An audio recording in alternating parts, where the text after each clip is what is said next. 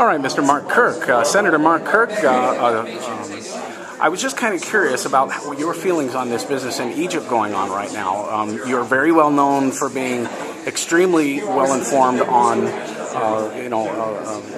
defense issues. So I'm kind of curious what you're thinking on this. I think President Mubarak's time has ended. It's clear the Egyptian army has sided against him. I think the United States should move forward by continuing our assistance to the army so the Egyptian state does not collapse, giving the Muslim Brotherhood an opportunity.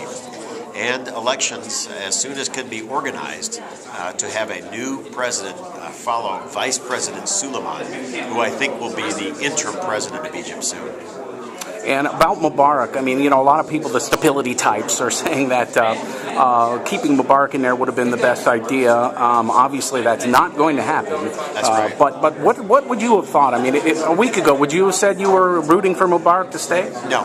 I think the Egyptian corps commanders and the Egyptian middle class have decisively moved against him, so his time is ended. Right. And how do you think this is all going to affect Israel? It could have a dramatic effect in Israel.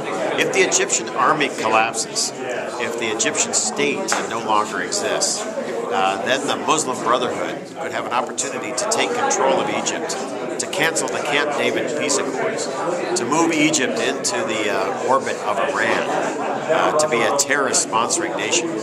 That would be a strategic setback for the United States, equal to the setback we suffered under the Carter administration when Iran fell. I agree.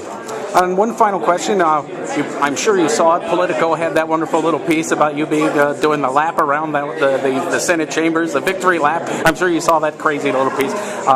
Just so you know, my own personal opinion was that piece was full of nonsense. But what is your reply to that piece? I'm just very curious. I think it was a great victory that just following the November election, Congress did defeat a $1.1 trillion, 900-page bill with 6,000 earmarks in it. And if I was a little happy, it was because the voice of the people was heard that day.